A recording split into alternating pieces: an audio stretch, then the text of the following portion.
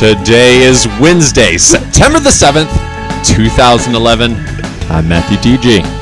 Steve Stanley. I'm Heath Mulliken. And I'm Tony Casey. Welcome to the Technology Show, a weekly podcast featuring technology, theology, and everything in between. The world's only user-antagonistic podcast. This is episode 122. The Packers officially start this Sunday, defending their crown as Super Bowl champs. That's right. That's right. And, you know, I've heard a lot of talk about the Packers this week. Their offense is built around Jermichael Finley. He was gone last year, and they still won the Super Bowl. Yeah, well, I would say Aaron Rodgers. Who? Yeah. Hey, Steve is joining us via Skype. He had a meeting this morning in Greenville, so he had to jump on the Skype line. Steve, for the last... light was on at the down at the Krispy Kreme. Yeah. You got diverted, right? Yeah, that's right. Listen, your fans have been clamoring for you for 2 weeks now. So, is there any official Hi, word? Mom. Yeah, hi, Mom. That's great. All right. As we begin the show, I thought it might be interesting. We are going to be looking at coming up on the 10th anniversary of 9/11, and those of us that were adults or teenagers have a memory of it. We all have our stories. We don't want to get real long with this, but each of us can remember where we were. Heath, I'll start with you. I just remember that day. I was a youth pastor then, so I would get to the office, you know, between 9 and 10. I would kind of meander in there, and I remember getting in that day, and we were between secretaries. Well, I think we had a secretary on maternity leave, and Pete Wood was sitting at the computer, and he just said, "Did you hear?" I said, "What are you talking about?" Yeah. He said, "It's World War III." I said, "What are you talking about?" And at that point, we didn't know anything. He said a plane hit the Twin Towers, and somebody bombed the Pentagon. And so I actually rolled the phone was ringing off the hook because we had a couple of people from our church who were actually living in New York at the time. Okay. And I went and rolled a TV into the office and just sat there all day. And I remember when the second plane hit, and then when the first tower fell, I remember sitting in the office and I just kind of screamed, and it was just crazy. People were calling all day. The thing I remember most about that week is September the 12th. We had youth group that Wednesday night, and we just had a prayer. We just talked, and I just let the kids talk. I mean, how do you guys feel about it? And I remember we prayed, and we prayed for Osama bin Laden. We prayed that he would be saved, that Christ would change his life. And I just remember the kid that prayed that prayer, and just how I mean, Austin was maybe, I don't know, 15, 16 at the time, and just prayed it was just a really, you know, Good prayer. Just yeah. And that's probably what I remember most about it was the youth group meeting. Yeah. The Steve? day after. Well, my recollection was that somebody was watching television. I think it was Victoria and her mom, and Ooh, we're breaking up there a little bit, Steve. came out the edge of the couch and watched. And we were watching when the second plane hit as well. Am I Okay. still breaking up? No, you're fine. Okay. And really, the thing that I remember most after that was that within the next day or two, there was a threat against this Arab-owned restaurant in Westminster. And some of the people in my church vouched for the man, said he was a good man. But there were real and sincere threats, and the word was around that the police didn't think they could protect him. And Wow. so we wrote a letter. I wrote a letter, all on my own authority, on church letterhead, and I carried it to him. And in essence, he had it on the wall. It may still be on his wall for all I know. I said that as a Christian and as an American, I would defend him to the extent of my life. Wow. And that I felt like any other good Christian or American would do the same.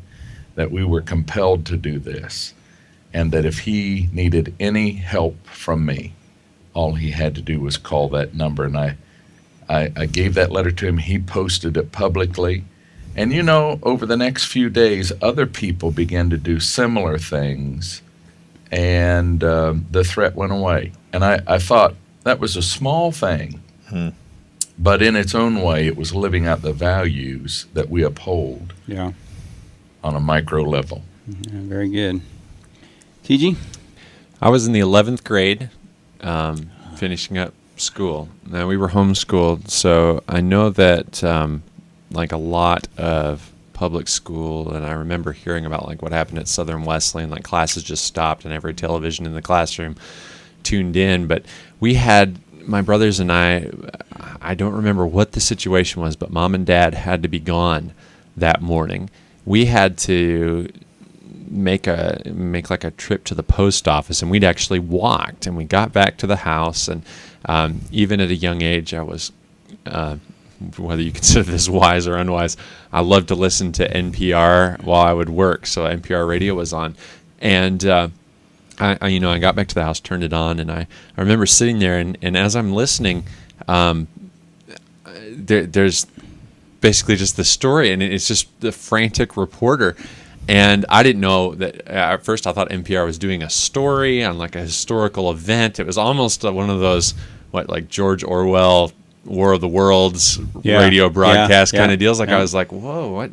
And then the longer I listened to it, I remember calling my brothers in there. I was like, guys, I think this might be real, And we stopped and went and turned on the television. And this is, older tube television kind of deal. So as it warms up, just every station after station had the same thing on, and it was the video feed of the helicopter circling. And by the time we realized what was going on and it turned it on, there was only one of the two Trade Center towers was standing. And as I just remember just trying to see what was going on through the smoke that had risen, through what had happened. And I remember looking at, Josh and Ben and saying, I think there's just one. There's just one. What is going on? What is the deal? And I think too, the other thing that I remember just so vividly is the length of time where everything just seemed to stop, and it was days into 2 weeks where that is everything that we were concerned about. It was at the forefront.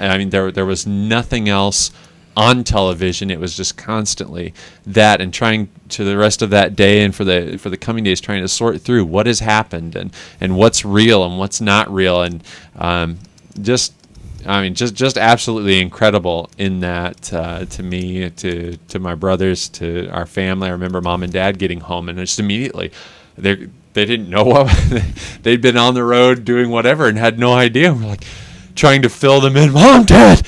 Bring them up to speed. Yeah. I was watching the Today Show, and Katie Couric actually reported on a small plane that hit one of the towers, and they underreported it right at first. Mm-hmm. And as I'm watching it, all of a sudden they get the report that the other tower had been hit, and that's when you see concern on everyone's face. I was supposed to go over to Pickens. There was a gentleman, O.T. Hinton. At that time, he was battling cancer. He eventually succumbed to it. And so I left the house, was supposed to be over there at a certain time. I got to their house. They didn't know anything about it, and I asked them if we could turn on the TV. So they turned on the TV. I'm trying to fill them in. And as we're watching, all of a sudden the tower goes down, the first one. And it was just surreal to me. Another thing that sticks out to me, Heath, is the Wednesday night after the church service and how we handled that. We brought youth, adults, everyone into the sanctuary. You know what's, and this is obviously, well, I would call it a coincidence, but I remember when Columbine happened, that was on a Tuesday. And then I remember the Wednesday night youth meeting after that. And it's like, it's so strange to me as I think back over the last 14, 15 years, how many events have happened on Tuesday. And, you kind of talk about them on Wednesday, but... Well, again, the 10th anniversary this coming Sunday. Hard to believe that. It doesn't seem like it's been a decade, but it has. And still for people who lost loved ones, it's a very fresh wound. Something else that just really sticks out in my mind as a memory is we were at our house. While you might have watched the Today Show, we were ABC was our channel, and Peter Jennings was still the nightly news guy. And it was interesting to watch him through those 2 weeks, looking back on it. I mean, it was just, I can't imagine how exhaustive it must have been. And during those couple of weeks of broadcasting, the stress level, he picked up smoking again during that time. And then it wasn't but just a couple of years later that he announced, that as you would watch him, his voice started to change a little bit. Yeah. And then he announced that he had cancer and would be stepping away. And I mean, it was just a very quick death. I liked Peter Jennings. A lot of people did. Yeah. He was my news guy. Here's the question: is I really struggled with, the sermon series for this month because I knew that, I wanted to address a little bit September 11th, and so we're doing a series on fasting, and so this Sunday I'm preaching from Isaiah 58, and I'm telling you, there's just a couple of verses in there. I don't September the 12th, 2001, one of the greatest days in our country's history, because you woke up that day and you were one. We were unified. Yeah. And we had that display of Congress. Remember that? All the that was just Republicans, tremendous. Democrats coming out together, singing together. And 10 years later, we're and to say that politics have never been divisive. I mean, back in the day, guys got into duels and shot each other. So I would just encourage I'd like to bring that back. That's what I'm saying. But I would just encourage you, man, read Isaiah 58. There's one point in there is like you put people down and you point the finger. And I just thought, man, so I'm actually kind of excited to preach this weekend. All right. Well, I know everyone has their memory, and we thought we would just kind of pause just a little bit to remember clearly a landmark moment in the history of the United States in our own personal lives. Well, let's move on to some of our stories. Catholic priests are being asked to divulge some confessions. Specifically, they are in Ireland. They're moving through the courts. There is a law that's been proposed by a gentleman by the name of Justice Minister Alan Shatter. And this is what he wants divulged. If priests are in the confessional and there is another priest who confesses to pedophilia, they want legally for that priest to have to tell the courts, tell law enforcement about this particular confession so that they can be arrested and then prosecuted to the fullest extent of the law. What do we think here? Well, I'm of two minds because I don't like to see the government be able to mandate the church to do anything or not to do anything.